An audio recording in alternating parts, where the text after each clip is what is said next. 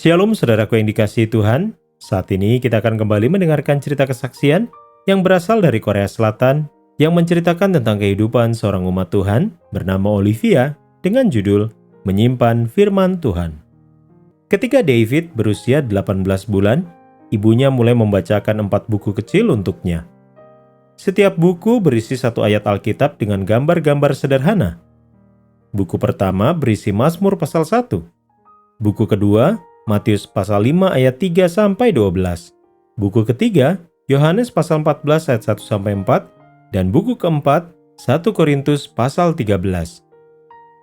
Ibu membacakan buku-buku itu ketika David bangun di pagi hari. Dia membacakannya ketika David mau tidur di malam hari.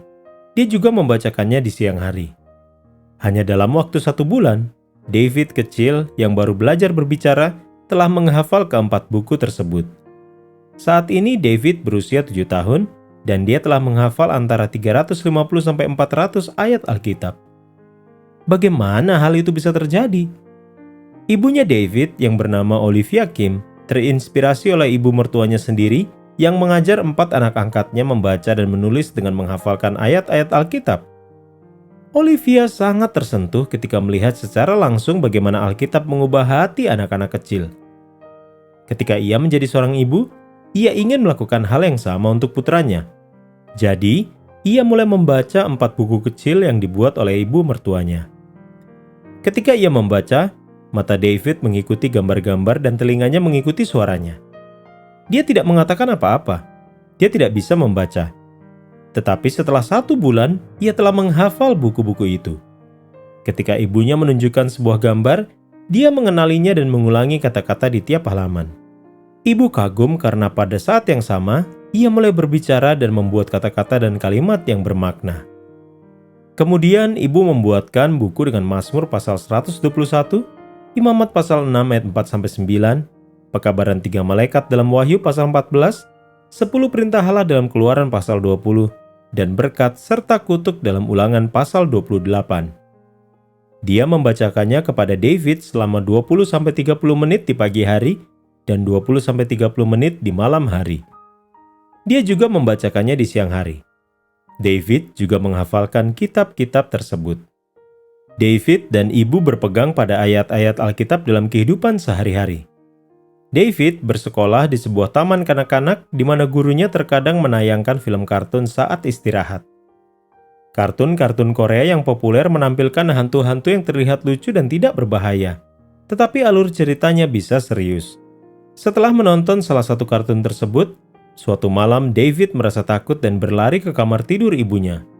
"Ibu, aku takut," katanya. "Kenapa kamu takut?" Ibu bertanya. "Aku teringat film kartun yang aku tonton hari ini," Katanya. "Jangan takut karena Tuhan bersamamu. Kata ibu. Rumah ini ada di bawah perlindungan Tuhan. Malaikat-malaikat menjaga kita. Mari kita membaca Mazmur 121 bersama-sama." Ibu dan anak itu membaca Mazmur pasal 121 yang dimulai dengan kata-kata, "Aku hendak melayangkan mataku ke gunung-gunung. Dari manakah datangnya pertolonganku? Pertolonganku ialah dari Tuhan yang menjadikan langit dan bumi." Di lain waktu, David sedang mengalami masa-masa kenakalan. Saat itu ia berusia 4 tahun dan sangat bersemangat setelah beribadah di sore hari. Ia tidak mau mencuci muka, menggosok gigi atau membereskan mainannya. Ibunya sibuk dengan pekerjaan rumah tangga, mencuci piring, mencuci baju, dan merawat seorang bayi perempuan berusia 6 bulan. Saat itu sudah lewat 1 jam dari jam tidurnya yang biasanya, yaitu pukul 19.00. Sang ibu menjadi merasa frustasi karena David terus bermain dan berlarian di sekitar rumahnya. Akhirnya ia kehilangan kesabaran dan berseru, "Mengapa kamu bertingkah seperti ini? Lakukan apa yang saya katakan. Kerjakan tugas-tugasmu." Anak laki-laki itu terdiam. Ibu hampir tidak pernah berbicara seperti itu. Dia menatap ibunya dan ibu menatapnya. Ibu merasa menyesal telah meninggikan suaranya. Ketika keduanya berdiri terdiam, 1 Korintus pasal 13 muncul di benak ibu dan ia mulai membacanya dalam hati. "Sekalipun aku berkata-kata dengan bahasa manusia dan bahasa malaikat, tetapi jika aku tidak mempunyai kasih, maka aku sama dengan gong yang berkumandang dan canang yang gemerincing. Kemudian dia melihat ke arah David dan melihat di matanya bahwa dia juga sedang menghafalkan 1 Korintus pasal 13 di dalam pikirannya. Dia tersenyum. David pun tersenyum. Keduanya saling berpelukan. Maafkan aku karena aku meninggikan suaraku, Kata ibu. David lalu tersenyum dan memeluknya lebih erat. Kemudian ia berganti piyama, menggosok gigi, dan pergi tidur. Sekarang, David suka sekali menghafal Alkitab. Adiknya, Abigail, berusia 3 tahun dan sedang menghafalkan 4 kitab pertama yang dihafalkannya.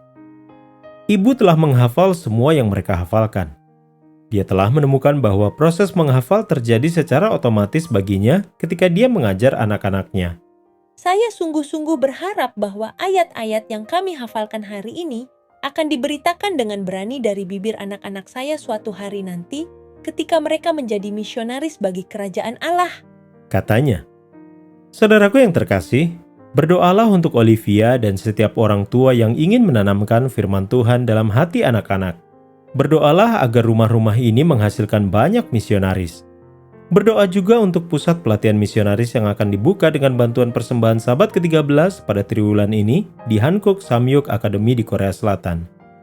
Terima kasih telah merencanakan persembahan yang murah hati pada tanggal 29 Maret.